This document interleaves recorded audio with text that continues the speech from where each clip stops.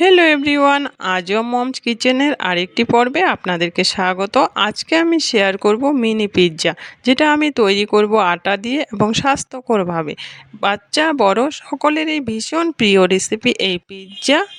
আশা করি ভালো লাগবে, খেতে অত্যন্ত সুস্বাদু হয়।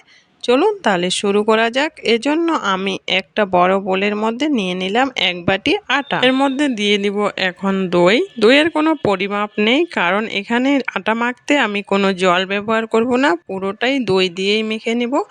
এখন এই দইয়ের মধ্যে দিয়ে দিলাম হাফ চামচ বেকিং সোডা, 1 চামচ বেকিং পাউডার ও সামান্য লবণ দিয়ে এটাকে ভালো করে মিশিয়ে নেব। পুরো রেসিপিটা দেখার অনুরোধ রইল, আশা করি ভালো লাগবে। দিয়ে দিলাম এর মধ্যে সামান্য সাদা তেল। এবার এটাকে আমি ভালো করে একটা ডো বানিয়ে নেব।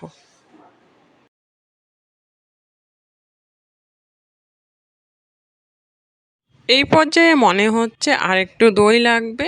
আমি আরেক চামচ দই দিয়ে এখন ডোটাকে বানিয়ে নিচ্ছি। পুরো রেসিপিটা দেখার পর যদি ভালো লাগে, প্লিজ আমার চ্যানেলটাকে সাবস্ক্রাইব করবেন।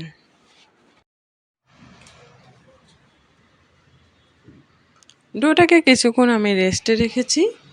এখন দেখেন কতটা সফট হয়ে গেছে। এখন আরেকটু মধ্যে নিয়ে আমি এখন ছোট ছোট ভাগ করে নেব এবং পিৎজার শেপে এটাকে বেলে নেব।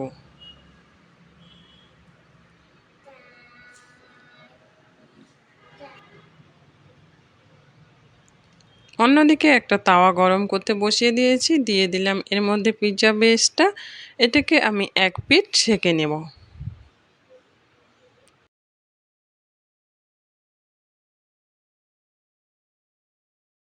আমি কিন্তু এক পাশটাই শুধু সেঁকে নিয়েছি, অন্য পাশটা কিন্তু কাঁচাই রেখেছি।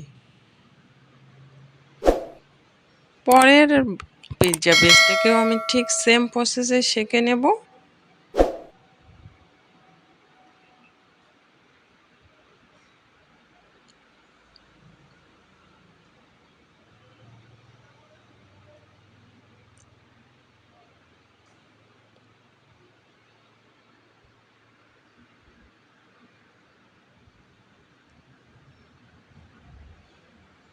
এইভাবে সবগুলোই আমি সেঁকে নিয়েছি।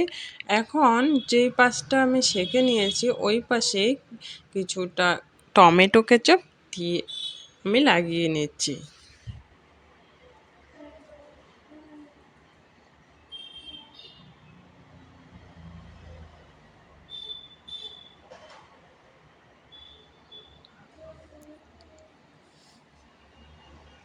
দিয়ে দিচ্ছি অরিগানো, চিলি ফ্লেক্স, গ্রেট করা চিজ দিয়ে পিৎজাটাকে সাজিয়ে নিচ্ছি।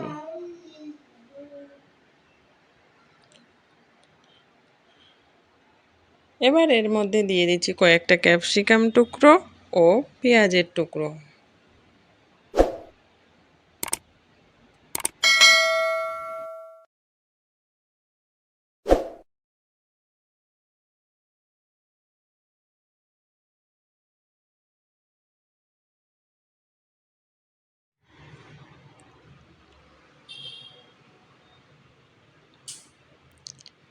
উপর থেকে আরও কিছুটা চিজ গ্রেট করে দিয়ে দিচ্ছি।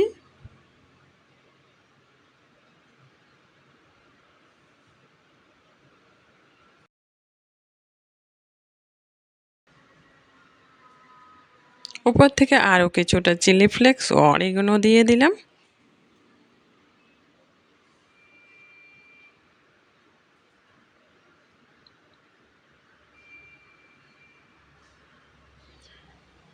এবার একটা ফ্রাই প্যানের মধ্যে আমি ডাইরেক্ট বসিয়ে দিচ্ছি পিৎজাগুলো।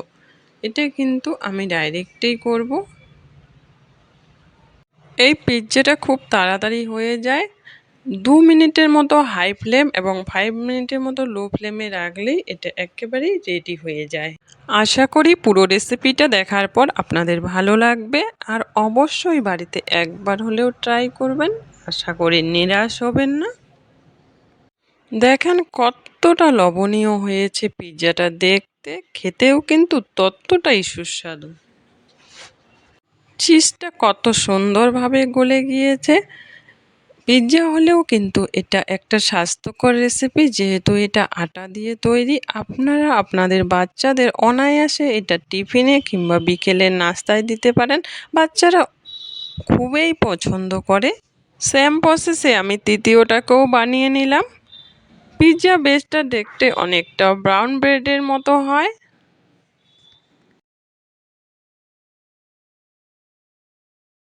আশা করি রেসিপিটা ভালো লেগেছে। ভালো লাগলে প্লিজ একটা লাইক করবেন, বাড়িতে ট্রাই করলে কমেন্টসে জানাবেন যে কেমন হয়েছিল খেতে।